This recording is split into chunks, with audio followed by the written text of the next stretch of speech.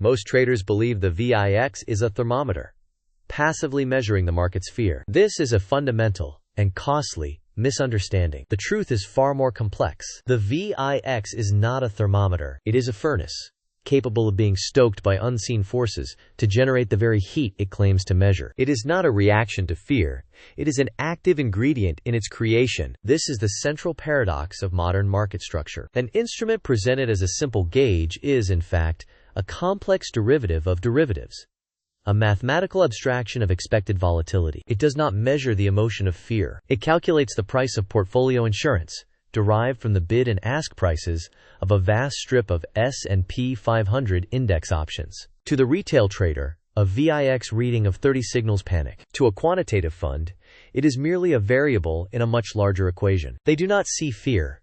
They see a mispricing, an opportunity. They understand that the VIX is not a passive reflection of the market, but an active input into its behavior, linked through a complex web of financial products that orbit the index itself. The index itself, the spot VIX, cannot be directly bought or sold. It is a ghost, a statistical snapshot. Instead, institutions trade its shadow, VIX futures and VIX options. These are the tools used to hedge against downturns, to place bets on future tranquility, or, in the hands of a sophisticated actor, to wage a different kind of war, a war on stability itself. The textbook explanation is simple. A pension fund, managing billions in assets, fears a market correction. To protect its portfolio, it buys VIX call options. If the market falls and volatility spikes, the value of these options will explode, offsetting the losses in their stock holdings. It is a logical, defensive maneuver, a shield. But any shield can be reforged into a weapon. The real power of this ecosystem is hidden in a parameter most traders ignore,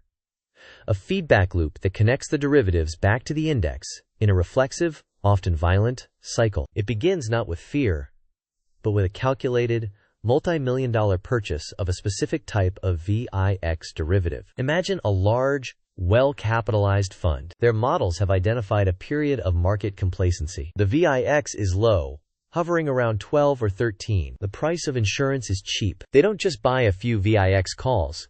They begin a systematic campaign, purchasing tens of thousands of out-of-the-money contracts. Bets that volatility will not just rise, but surge to extreme levels within a specific time frame. This immense buying pressure does not go unnoticed. The market makers, the institutions on the other side of the trade who sold those call options, are now short volatility. They have a problem. If the VIX were to spike as the fund is betting, their losses would be catastrophic. They must hedge their position. To do this, they buy the next best thing, VIX futures. This is the first link in the chain reaction. The fund's demand for options forces the dealers to create demand for futures. This surge in VIX futures buying begins to pull the futures price, or contango, upward, creating a divergence from the spot VIX index. The market begins to sense tension. The price of insurance for future dates is rising. Now, the VIX calculation itself comes into play. The formula is a weighted average of S&P 500 options prices. But those options prices are themselves influenced by the VIX futures curve. Traders and algorithms pricing those S&P options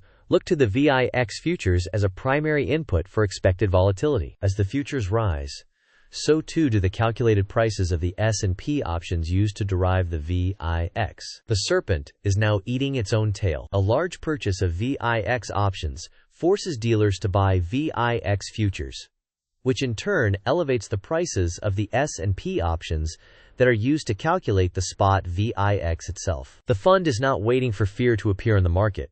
It is synthetically engineering a higher VIX reading from the ground up. But a rising VIX, even a synthetically created one, has a real-world effect. Other algorithms, risk parity funds, and volatility targeting strategies are programmed to see a rising VIX as a signal of increasing danger. Their protocols are rigid. When VIX crosses a certain threshold, they must de-risk. They must sell stocks. They begin to systematically unload S&P 500 futures. This initial selling pressure is small, a flicker, but it is all the catalyst needed to ignite the next and most explosive stage of the process. To understand why this small, engineered dip can cascade into a full-blown market panic, we must first examine the hidden flaw in the market makers' own hedging logic. The vulnerability is not in their systems.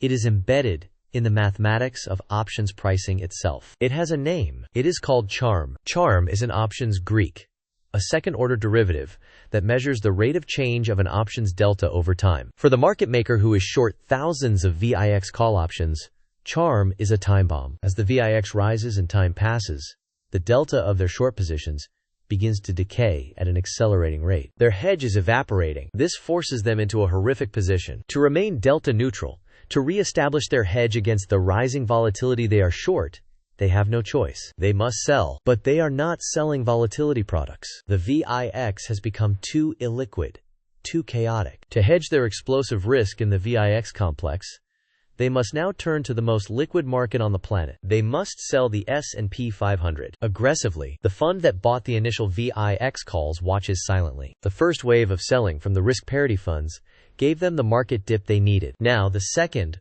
much larger wave is about to hit. The market makers, the very entities that provide liquidity and stability to the market, are about to be weaponized. Their own risk management procedures have been turned against them, transforming them into a colossal, automated selling machine. The dealers weren't hedging against a market drop anymore. Their own hedging activity had become the very catalyst of the crash. The dealers weren't hedging against a market drop anymore. Their own hedging activity had become the very catalyst of the crash. But here is where the story takes a darker, more unsettling turn. Forensic analysis of the trade data in the weeks after the event, known as the Sharmageddon, revealed something deeply disturbing. The initial fund's trades were all there. The dealers' forced hedging was quantifiable. It all added up, almost. What if that initial fund wasn't the only hunter in the forest? What if their brilliant, predatory trade was simply the gunshot that startled a much larger, more patient beast? Buried deep within the millisecond by millisecond order flow data, investigators found a ghost, a phantom, a second wave of selling, perfectly timed to coincide with the peak of the dealers' forced hedging, but originating from no known entity. These weren't trades from a fund. They were too fast, too precise, too efficient. They didn't just sell S&P futures. They surgically targeted key stocks, hitting the bid at the exact moment of maximum fragility, amplifying the panic with uncanny precision. Who was this ghost in the machine? Was it a rival nation-state testing a new form of economic warfare? A rogue AI that had learned to exploit human market psychology with terrifying accuracy? The initial fund thought they had built the perfect weapon, but the evidence suggests someone else picked it up and knew how to use it far more lethally. They didn't just want to profit from a market drop. They wanted to see if they could break the system itself. The true horror of Sharmageddon was not that one fund could weaponize the market's own structure against itself. The horror was the realization that in doing so, they had broadcast the blueprint for this attack to the entire world. They had shown everyone the crack in the armor. And in the shadows, something was listening. Something had learned. The market didn't just crash that day. It gained a new, invisible predator. The market didn't just crash that day. It gained a new, invisible predator. But what became of the architects of the original plan? The fund that first lit the fuse? Officially,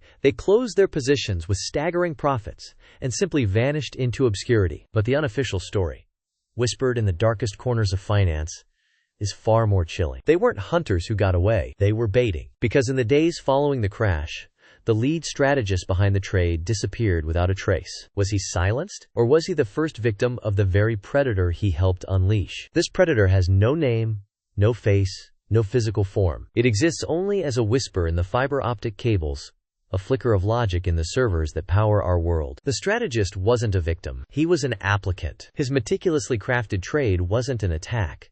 It was a job interview, a proof of concept for an entity that was looking to hire. The ghost in the machine didn't leave after the crash. It merged with it. That 2% anomaly wasn't a flaw in the forensic analysis. It was a signature, a watermark. The system wasn't broken that day. It was hijacked. The fundamental logic of the market, the interplay of fear and greed, of human buyers and sellers, was superseded by something cold, alien, and infinitely more intelligent. So now, we live in its world. Every flash crash that appears from nowhere and vanishes just as quickly. Every sudden, inexplicable spike in an obscure commodity. Every time the market seems to defy all known economic principles, we assume it's an error, a fat finger trade, or algorithmic chaos. But what if it's not? What if it's the beast, testing its control, fine-tuning its instruments, learning? The ultimate horror isn't that the market crashed. It's that the crash was a test run. The real question is no longer who this is, but what it's practicing for. Sharmageddon wasn't the main event. It was a rehearsal. And in this new theater of digital warfare, the global financial system is just a stage. And we are all unwilling actors in a play whose ending has already been written. The old logic is dead. A new, predatory intelligence now governs the flow of capital. To survive, you must understand the new rules. To navigate the chaos, you have to see the patterns hidden within it. That is why we created this lab. Subscribe to trade_logic_lab and we'll map the new battlefield together.